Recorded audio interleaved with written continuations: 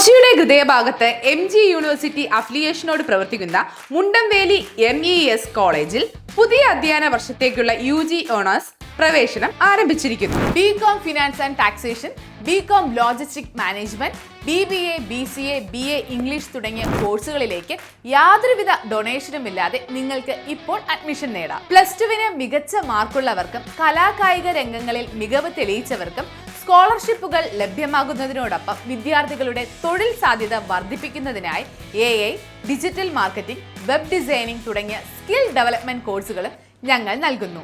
പരിചയസമ്പന്നരായ അധ്യാപകർ, high speed wifi campus, ആധുനിക ലാബുകൾ എന്നിങ്ങനെ മികച്ച സൗകര്യങ്ങൾക്ക് പുറമെ കരിയർ ഗൈഡൻസും തൊഴിലവസരങ്ങളും ഉറപ്പാക്കുന്ന സജീവമായ പ്ലേസ്മെന്റ് സെല്ലും കോളേജിന്റെ പ്രത്യേകതയാണ്.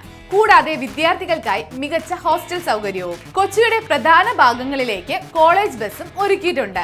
മികച്ചൊരു ഭാവിക്കായി ഇന്ന് തന്നെ അഡ്മിഷൻ ഉറപ്പാക്കൂ. കൂടുതൽ വിവരങ്ങൾക്ക് ഇപ്പോൾ തന്നെ താഴെ കാണുന്ന നമ്പറിൽ കോൺടാക്ട് ചെയ്യൂ. MES college, Kochi, Mundamveli.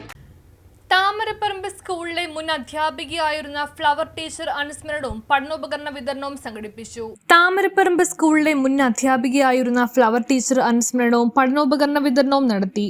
Thamaraparambu school പ്രധാന അധ്യാപകനായ ആന്റണി സാറിന്റെ അധ്യക്ഷതയിൽ ചേർന്ന യോഗത്തിൽ പൂർവ്വ വിദ്യാർത്ഥി മെൽവിൻ ജോസഫ് സ്വാഗതം പറഞ്ഞു.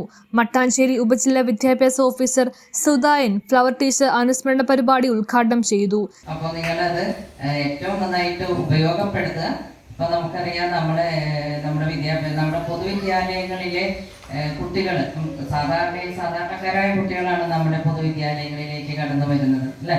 അപ്പോൾ അവരെ സംബന്ധിച്ച് അവർക്ക് ഇത്തരം സഹായങ്ങൾ കിട്ടുക എന്ന് പറഞ്ഞാൽ ഒരുപാട് സന്തോഷം നൽകുന്ന ഒരു കാര്യമാണ്. അപ്പോൾ അങ്ങനെ ഒരു പരിഗണന നമ്മുടെ വിദ്യാലയങ്ങളിൽ കാണിക്കാനായിട്ട് ഇത്തരം സംഘടനകൾ അല്ലെങ്കിൽ ഇത്തരം സംരംഭങ്ങൾ ഉണ്ടാകുന്നത് തന്നെ നമ്മളെ സംബന്ധിച്ച് വിദ്യാഭ്യാസ വകുപ്പിനെ സംബന്ധിച്ച് തന്നെ വളരെ സന്തോഷകരമായ ഒരു കാര്യമാണ്. അപ്പോൾ ഫ്ലവർ ടീച്ചറിൻ്റെ ഞാനിങ്ങനെ ആ പേര് കേട്ടപ്പോൾ തന്നെ എനിക്കൊരു വ്യത്യസ്തത തോന്നി. ടീച്ചറിൻ്റെ പേര് തന്നെ അല്ലേ. അപ്പോൾ ഫ്ലവർ ടീച്ചറിൻ്റെ ആത്മാവിന് നിത്യശാന്തി നേരുന്നു.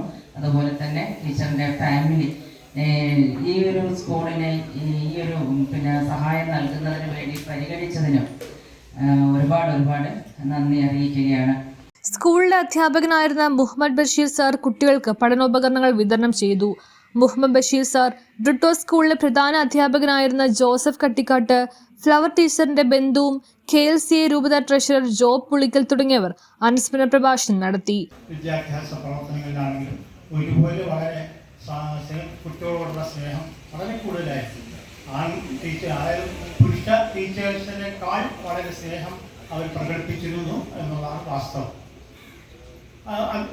ടീച്ചറിൻ്റെ സ്വഭാവം എന്ന് പറഞ്ഞാൽ ചിരിച്ചുകൊണ്ടല്ലാതെ സംസാരിക്കാറുണ്ട്. കുട്ടികളോടാണെങ്കിലും മുതിർന്നവരോടാണെങ്കിലും വളരെ സ്നേഹത്തോടുകൂടി ആണ് പെരുമാറിയിട്ടുള്ളത്.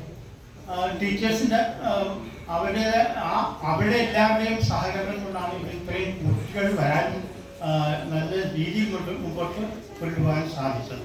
അന്ന് പഠിപ്പിക്കുമ്പോൾ തന്നെ കുട്ടികൾക്ക് ഇതുപോലെ സമ്മാനങ്ങൾ, ആവശ്യമുള്ള സാധനങ്ങൾ, സാമ്പത്തികമായിട്ട് പിന്നോക്കമുള്ള കുട്ടികൾക്ക് സാമ്പത്തിക സഹായം ചെയ്യുമായിരുന്നു. അതുപോലെ ബുക്കും ടെക്സ്റ്റും മറ്റുള്ളതൊക്കെ വാങ്ങിക്കൊടുക്കുമായിരുന്നു. അതാണ് നമ്മുടെ കൂട്ടായ്മ. അതിൻ്റെ സ്കൂളിലെ ശോഭ ടീച്ചർ നന്ദി പറഞ്ഞു. ഫ്ലവർ ടീച്ചർ പഠിപ്പിച്ച പൂർവ്വ വിദ്യാർത്ഥികളായ ബിന്ദു, കണ്ണൻ തുടങ്ങിയവർ അനുസ്മരണ പരിപാടിയിൽ പങ്കെടുത്തു. മാഡം പറയാതെ നിങ്ങളോട് പറയുന്നതാണ്, നമുക്കെല്ലാവർക്കും വളർന്നു വരുന്ന തലമുറയെ പഠിപ്പുള്ളവരാക്കിയെടുക്കണം, അവരെ സമത്വമുള്ളവരാക്കിയെടുക്കണം എന്ന് പറഞ്ഞുകൊണ്ട് ഫ്ലവർ മാഡം നിങ്ങൾക്ക് എല്ലാവർക്കും പഠനോപകരണങ്ങൾ തരികയും പുസ്തകം, റബ്ബർ, പെൻസിൽ ഇതെല്ലാം നിങ്ങൾ ഇപ്പോൾ വാങ്ങിക്കഴിഞ്ഞു. അപ്പോൾ ഫ്ലവർ മാഡത്തിന് വരുന്ന തലമുറയോടുള്ള ആ സ്നേഹം, ആ കടപ്പാട് ഇവിടെ പ്രദർശിപ്പിക്കാൻ പറയാതെ പറയുക. ഞാനിവിടെ സ്കൂളിൽ നിങ്ങൾ പറഞ്ഞതുപോലെ ബ്രിട്ടോ സ്കൂളിൽ ഒരു 10-32 വർഷം ഉണ്ടായിരുന്നു. കുറേ വർഷം അവസാനം ഹെഡ് മാസ്റ്ററായിരുന്നു. പലപ്പോഴും സ്കൂളിൽ വരേണ്ടി വരും. ബഷീർ സാറിനെ കാണും. ബഷീർ സാറിൻ്റെ വൈഫ് ട്രഷറിയിൽ ഉണ്ടായിരുന്നു. അവരുമായിട്ടൊക്കെ വളരെ കോൺടാക്ട് ഉണ്ടായിരുന്നു.